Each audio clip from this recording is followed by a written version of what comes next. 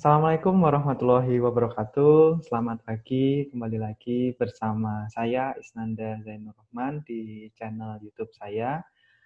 Ini adalah video part ketiga bagi saudara yang belum menonton video saya sebelumnya di part 1 dan part 2. Saudara bisa klik link video di atas ini. Ini saya kasih link videonya, saudara bisa lihat dulu. Nah, di part ketiga ini terasa spesial karena kita sudah bersama guru saya, guru bahasa Inggris saya di EME, English Made Easy. Selamat pagi, Mas Aga. Selamat pagi, Nanda. Apa kabar, Mas Aga? Baik, baik, baik. Kamu? Alhamdulillah, baik-baik. Jadi meskipun ada pandemi COVID-19, kita tetap harus semangat ya, Mas. Harus tetap produktif. Salah satunya kita buat video ini di YouTube. Artinya kita tetap keep sharing lah, berbagi sesuatu yang positif. Nah, pada video kali ini kita akan membahas tentang tips and trick bagaimana belajar bahasa Inggris seperti itu. Nah, bagi saudara yang belum tahu EME itu apa, English Made Easy itu apa, sekali lagi saudara bisa tonton video saya sebelumnya ya, ada part 1, part 2. Nah, kalau di part 3 ini kita sudah ada narasumber Mas Aga yang sudah saya perkenalkan juga sebelumnya di video saya sebelumnya.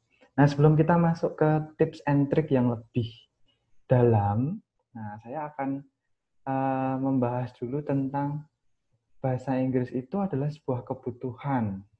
Nah, menurut Mas Aga gimana? Mengapa bahasa Inggris itu menjadi kebutuhan dan harus dikuasai di era sekarang ini, Mas? Ya, jadi dalam perkembangannya ternyata bahasa Inggris itu mutlak sekarang itu. Oke. Mutlak, semua orang harus bisa bahasa Inggris. Kan semuanya apa-apa pakai bahasa Inggris. Kita mau belajar sesuatu, cari buku, bahasa Inggris. Kecuali kita nunggu terjemahannya ya. Atau kita mau ke YouTube belajar sesuatu, mesti bahasa Inggris. Mau belajar apa aja, mau belajar, kecuali ya kita buat cari yang buatan orang Indonesia, tapi ada berapa persen gitu yang dibuat oleh orang Indonesia atau yang diterjemahkan. Jadi mau nggak mau sekarang itu pakai bahasa Inggris apa-apa. Apalagi cari kerja mesti pakai bahasa Inggris. Mungkin Nanda ngajar di YKPN kadang-kadang ngomongnya campur-campur bahasa Inggris. Orang yang nggak ngerti campurannya, ini ngomong apa ya, campurannya tadi apa? Atau mungkin bukunya, acuannya juga bahasa Inggris. Betul Mungkin kalau banget sudah itu. diterjemahkan, ya banyak yang bahasa Inggris mestinya. Iya, Atau jadi mungkin kalau memang mau tunggu, sorry, jadi memang ya. kebanyakan buku di perkuliahan itu acuan utamanya dari buku luar dan berbahasa Inggris. Itu juga saya bahas di video saya sebelumnya. Ilmu-ilmu itu biasanya datangnya dari luar dan buku aslinya bahasa Inggris. Kalau kita baca buku terjemahannya, itu kadang menurut saya itu kurang mantep gitu loh. Kadang terjemahannya itu kurang pas seperti itu. Ya, ya, jadi apa-apa pakai bahasa Inggris. Rasanya malah aneh kalau kita nggak bisa bahasa Inggris. Jadi mau nggak mau, apa-apa pakai bahasa Inggris. Kalau kita mau ke luar negeri juga, mau ke Jepang aja, sangunya bahasa Inggris. Kalau kita mau ke Jepang, belajar bahasa Jepang dulu mungkin kelamaan. Mau sangunya ya bahasa Inggris. Kita mau ke Swedia ya sangu bahasa Inggris aja. Mau nggak mau bahasa Inggris. Toh kita nggak mungkin belajar bahasa Swedia hanya untuk mengunjungi Swedia 10 hari misalnya. Ya, jadi apa-apa bahasa Inggris. Bahkan misalnya kita mau berobat ya. Saya punya teman yang kena penyakit parah di Indonesia, dia sudah divonis, dokternya bilang sudah nggak usah apa-apa, bapak nggak usah apa-apa, menikmati hidup aja kira-kira 3 bulan. Ya dia dibilang begitu malah nggak bisa menikmati hidup kan. Saya bilang kita harus cari second opinion. Kita ke Singapura aja, kita cari dokter di sana. Jadi kita berangkat, ya itu juga bahasa Inggris, mau nggak mau.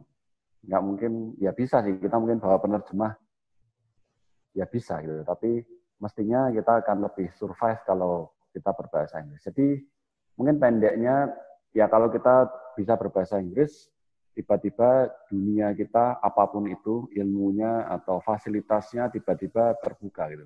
Kita tiba-tiba bisa jauh lebih luas daripada hanya bisa berbahasa Indonesia. Mau nggak mau begitu faktanya. Oke.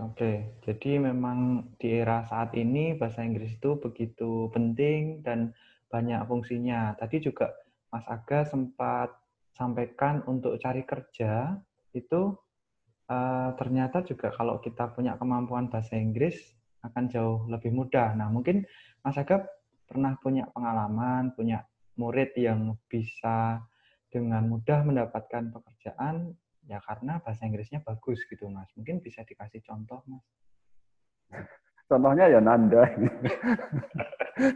Oh iya, kalau saya ya emang benar waktu tahapan rekrutmen jadi dosen memang ada salah satu tahapan itu melewati micro teaching dan saya menggunakan full bahasa Inggris begitu. Jadi ya memang terbantu. Atau mungkin jenis pekerjaan lain Mas atau alumni ME yang lain. Nah, saya pernah dengar ada seorang petugas security yang dia rajin belajar bahasa Inggris dan akhirnya jadi komandan security di salah satu hotel bintang 5 begitu. Nah, itu mungkin bisa sedikit ceritakan Mas untuk memberi motivasi untuk penonton gitu. Oke, jadi si security ini dulu waktu dia baru training jadi security, satpam, dia belajar bahasa Inggris.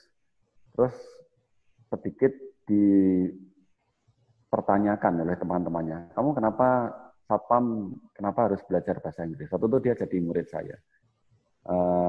Ya dia bilang, ya aku ingin meningkatkan kemampuan dan mengupgrade kehidupan saya aja.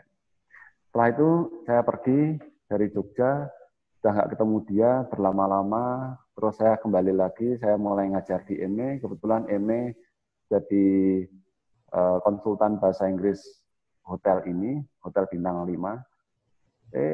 Saya dikenalkan ke semua kepala departemennya, kepala departemen security-nya ini anak ini sekarang, dan dia bilang, ya waktu itu hotel ini cari kepala security, syaratnya harus bisa berbahasa Inggris. Dan berapa orang sih security di Jogja ini yang bisa berbahasa Inggris. Jadi dia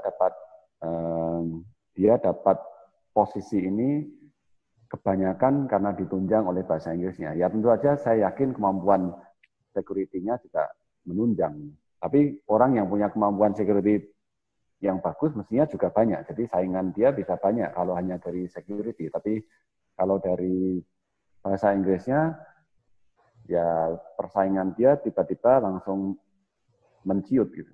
Dia langsung kelihatan sangat menonjol. Jadi memang jumlah petugas security itu sekian banyaknya, nah dia bisa menonjol dan bisa jadi komandannya itu karena salah satunya karena kemampuan bahasa Inggrisnya, karena Hotel Bintang 5 itu kan kebanyakan juga tamunya dari luar seperti itu. Jadi bosnya kan juga berbahasa Inggris.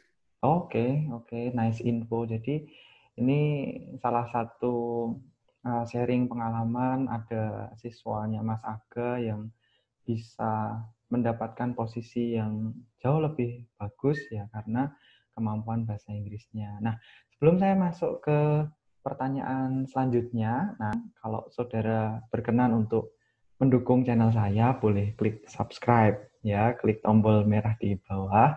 Dan juga kalau kalau saudara mau berkunjung ke Instagramnya Eme, boleh DM ke Eme, itu link Instagram Eme juga saya taruh di deskripsi video di bawah ini. Gitu ya, sampai ketemu di video kita selanjutnya.